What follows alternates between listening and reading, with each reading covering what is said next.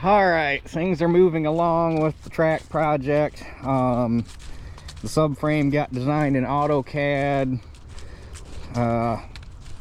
My dad's got a buddy that works for they build like custom truck bodies for vocational purposes, like utility trucks and stuff like that. So he's got access to some pretty high-end AutoCAD software. So he came over Monday, I think it was, and we went over the initial plan, and then Monday night he went through and made the initial design in AutoCAD, and Dad confirmed some dimensions. They made some quick changes. He redesigned it last night, and tonight he's gonna have the final drawing with burn patterns, because there's several parts that we're going to have lasered out of 3/4 plate.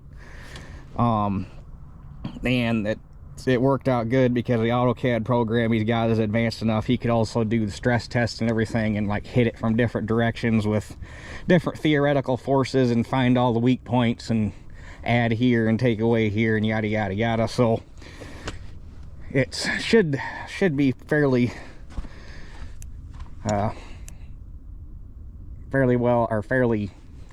it should be good. That's what I'm trying to say. As far as I know, the steel should be ordered. Those burn patterns will be in to the laser to the machine shop tomorrow morning. Hopefully they will be burnt out by Friday, because we're gonna have all weekend to work on it, because we got tonight, we got tomorrow, most of the day tomorrow, and then tomorrow afternoon we got chances of rain snow mix. That chance of rain snow mix goes all the way through until Saturday morning. Saturday's supposed to be with chances of rain, and then we've got chances of rain Sunday, Monday, Tuesday. So basically from tomorrow afternoon until next Tuesday, we got rain basically scheduled for every day, at least a shot of it. So anyhow, we're gonna do something we haven't seen in a while. Last couple of evenings I've been working on putting this thing back over to corn. It wouldn't have taken that long except for that outer bearing right there, which is one that I actually replaced like 3 seasons ago. Went out on me already, so I had to put a new bearing in that. That took the longest. And other than that, it was just because on this thing with beans, it likes to thresh beans with the corn sprocket on the cylinder. You go any faster than that, it starts cracking them, but if you slow it all the way down like that, it'll thrash beans and they turn out just fine. So I didn't really have to do anything as far as changing it back over, other than I closed all the doors back up, dropped the knives out of the chopper. That was really all I had to do. We'll have to play with the sieves a little bit. Which actually, while I'm standing here looking at it, let's but basically I got a little field. It's a little 4-acre piece. Honestly, the top's probably pretty good. Let's open the last chance sieves up just a little bit more.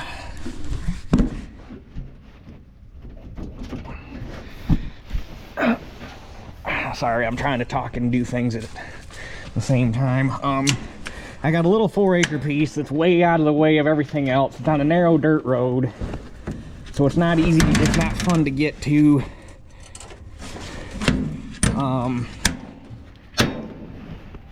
There's no good spot to unload the combine. There's not even a good spot to park a truck until you get the field opened up, or not even a safe spot to park a truck until you get the field opened up. And it's a field with known deer problems. And when I checked it, the last time I was out there was the beginning of October, when I was checking moistures to see what the feasibility of shelling corn was while we couldn't cut beans. And it's not like I could have got to it anytime sooner than this anyhow, because even at the beginning of October, it was still that 29–30% range as far as moisture goes, so it needed to dry down. But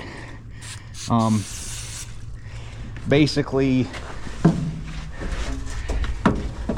if I can get over it in between now and when the rain starts again and get it off before the deer get it, I think we're going to be money ahead. So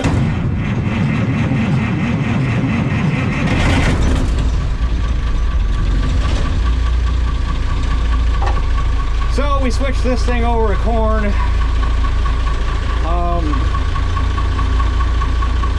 We had 3 days of snow. It was only supposed to snow Sunday, and we ended up with a rain snow mix Sunday, and then it snowed Monday morning, and then it snowed Monday night into Tuesday morning, and it snowed most of the day, or snowed Tuesday morning until about noon. Didn't end up with much, well, I shouldn't say that. Where I was soil sampling yesterday, there was about 6 inches of snow on the ground. Luckily, all of that jumped over us, and we only had about an inch, because those guys are going to be dealing with a mess. But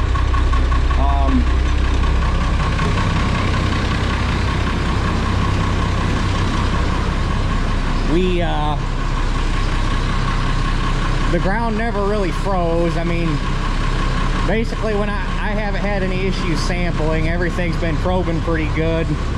The only places I noticed that were really frozen was any like west-facing slopes, because obviously west-facing slopes are going to be subject to the prevailing winds. So, and that was just the bean stubble. The corn stubble, I have yet to find anything that's been frozen. So I see they're finally shelling this corn back here. God, I wish I could have got that field bought so that I didn't have to watch somebody else farm my backyard. But when the guy that bought it showed up to the auction with a $50,000 bank certified check already made out to the auctioneer before the auction even started, chances are I could have bid it up as high as I wanted and I wouldn't have bought it because that guy wanted it. And then I never even thought to talk to him about having it or about farming it, because the guy has like another 200 acres that butts up to that corner of it over there that's all into CRP and Hunter Access Program. So I figured that was what was going to happen back here, and then next thing I know, the local big time jackass is farming it, and I can call him that because I used to work for him, and I saw that dude do more shady shit. It's the big time operators think they own the town, and some of them, like that guy, have the attitude to match. But anyhow, I think I covered everything I needed to cover. We might rut some stuff up, but I think I'm better off, since that field's got known deer pressure, to get it off before the deer get it rather than waiting. So plus it's just a small little pain in the ass out of the way field, and that's one less that we have to haul the combine to. And then tomorrow, if it's not raining by the time I get home, I got one field we might go try to shell a truckload off of to make a spot to unload the 87 when the time finally comes. So, but we'll have to see how things play out. First things first, let's try to get this field done. I'm actually kind of curious to see how this thing does, because since the last time it shelled corn, I figured out that it had that second set of retarding curtains in it that shouldn't have been there, and I've sped the corn head up for the 8700, so I'm kind of curious to see how it shells corn.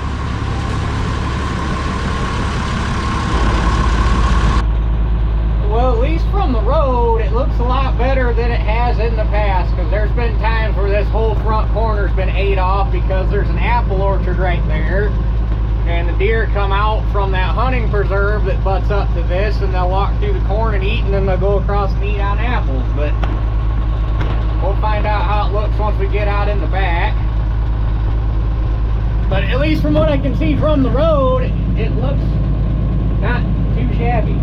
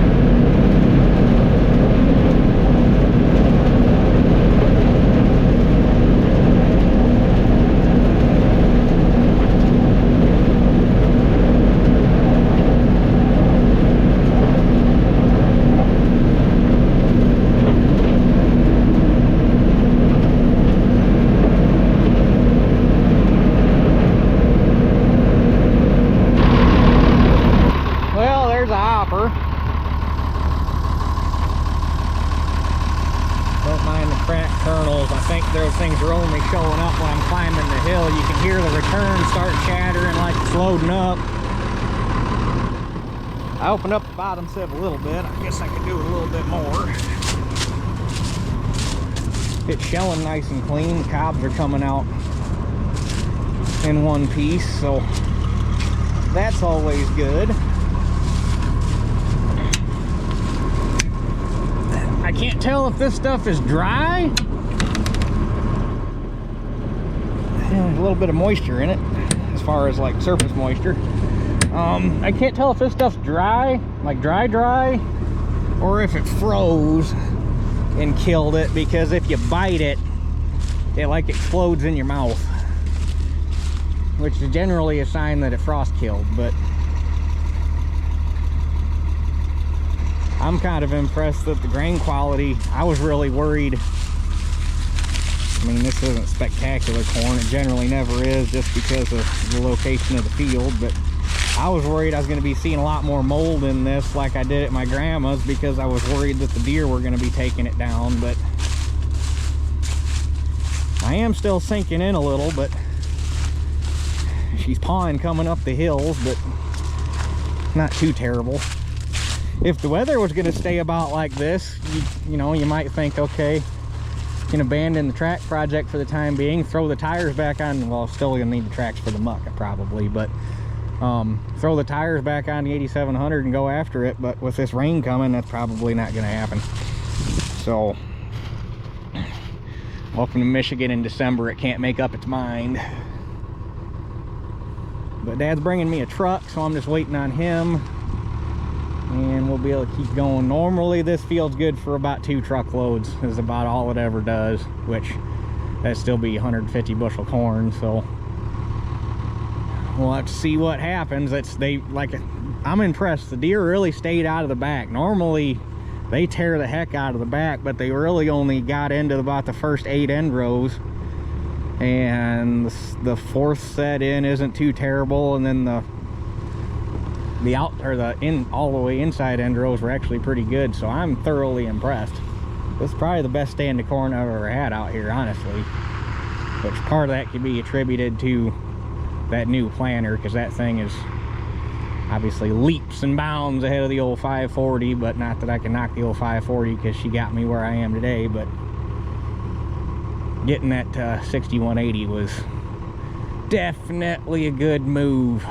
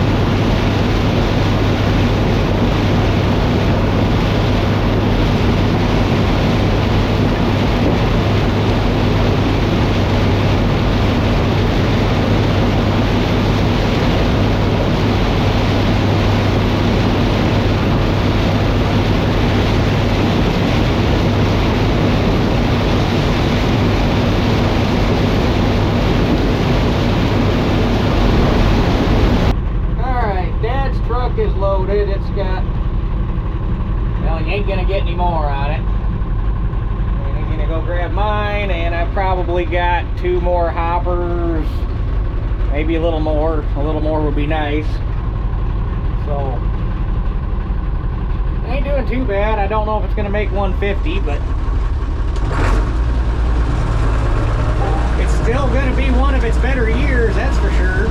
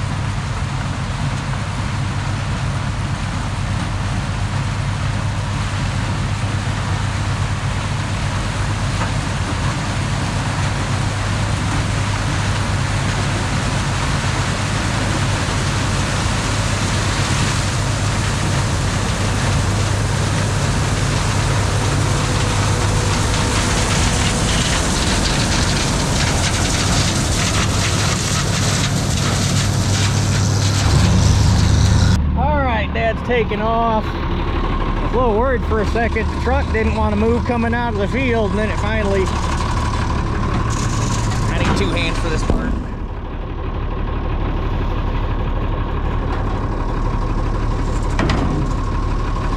It didn't want to move, and then it finally got a hold of something and it took off, but... I think by tomorrow it's going to be a greasy mess because it's supposed to get... It made it up to 44 today, which the little bit of whatever you wanted to call a frost was basically gone by about, or out, was starting to come out by about 11:30 this morning. Yeah, tomorrow's supposed to be up to 49, 38 at night. Friday, got a ½ inch of rain coming. 42 Saturday, chance of rain, variably cloudy. Sunday rain, Monday rain, Tuesday rain. Oh, now we got Wednesday, chance of snow, but still not freezing. There's basically no freezing temperatures in the forecast until middle of next week.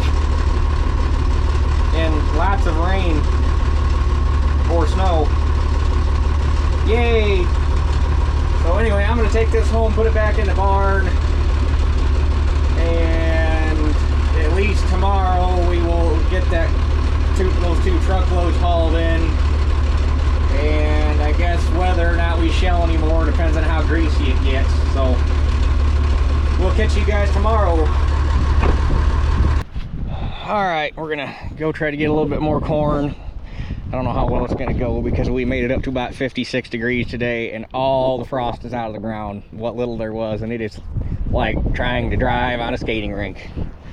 But apparently I'm not allowed to have a nice truck, because I noticed today when I was going to get into it to leave work that somebody, it had to have happened when I was in town earlier this week. So I've been to the bank, I've been to Rural King, I've been to TSC, I've been to Lowe's, I've been to several places, and somebody, if you could see it, hit my damn truck, crunched the bumper in right there, pushed it back, pushed it up, broke the grill. Luckily I don't think that light's broke. I don't think it made it that high, but you can see on this side what kind of clearance you're supposed to deal with, and that's pushed up. It's, if it ain't one thing, it's another. But luckily the insurance is gonna cut. I still gotta get the claim in process, but I called and talked to my insurance agent, and luckily since I would have been legally parked, it doesn't go against me as far as like making my rates go up or anything. And so it's not considered at fault, and they'll cover the whole thing, and they'll waive the deductible since it wasn't my fault, which is nice. And if I go to one of their preferred shops, they don't even need an estimate or pictures. They just tell them start working on it, which all it looks like it needs, because there was no body damage, there's nothing, it just needs a bumper and a grill. So hopefully it's one of them deals where you set up an appointment, you go up there, they order the parts, they get the parts in, you set up another appointment, you go up there, wait for an hour while they put the stuff on, and away you go. If it ain't one thing, it's another, but I don't know why everything has to happen in the fall. Of course, I guess now we're into winter since tomorrow's December 1st, but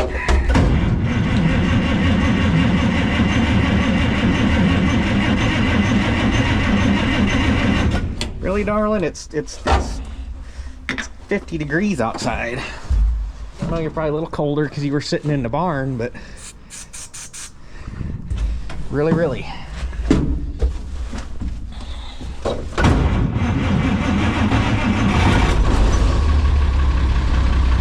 Perkins things.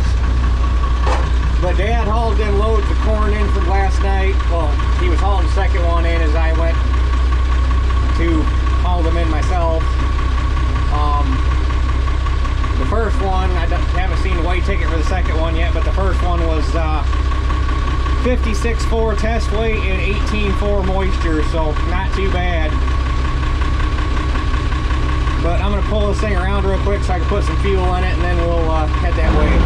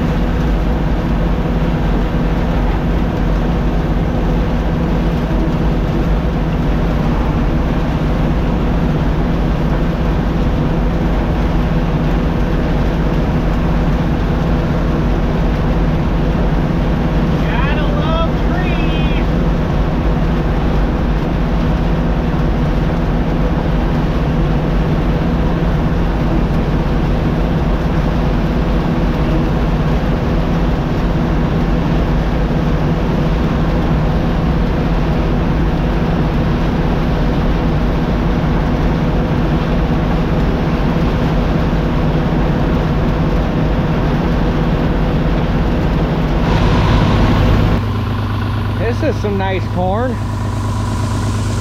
That's one down and back, basically. I had to go get the truck because Dad is currently stuck down at the elevator with mine. They were going to close at 4, and it is currently 3 minutes to 5, and there's still a line down there. So apparently everybody decided that they needed to get a load in at the last minute, because Dad said they were back clear out to the road, wrapped around the ground pile. He was figuring at least another hour before he even made it to the pit. So, but if I can get this truck full tonight, we'll be good. It'll be opened up enough, because them hills over there are, I'm not even really over the edge yet, and damn combine's got crab walking up, and I'm cutting in, and there's still water standing down there in the swamp. So like I say, if I get this truck full, and it'll be opened up enough to get the big combine over here with the tractor on and finish cleaning it up.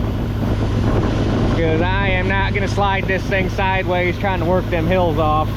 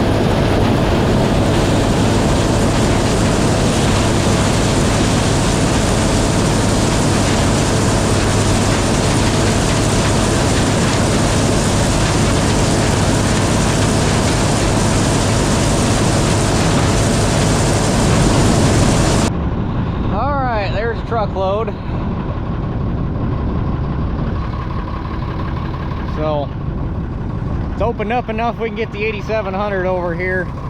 I'd have thought about bringing my truck over and trying to get a second one, but over here in these hills, you're crab walking, going across them, you're knocking down corn. It's just not worth it losing that kind of. And then down on the other end, I can't climb the hill, knock down a bunch of corn down there because I got stuck. So it's just not worth it. We'll get the tracks on the big combine and it can come over here and do the job.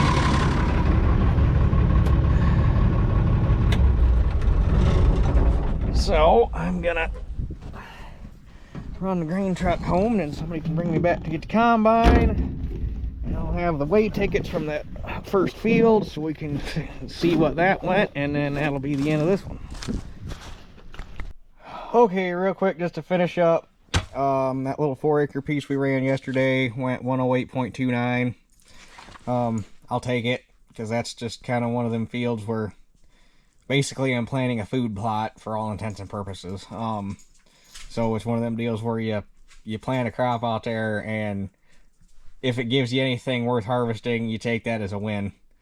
Because with corn, I've been out there where you go out there and you shell the whole thing and you fill half a truck, and I've been out there and you go out there and you shell the whole thing and you fill 2 trucks. So this time we landed somewhere in the middle, which part of the problem this year was that front hill.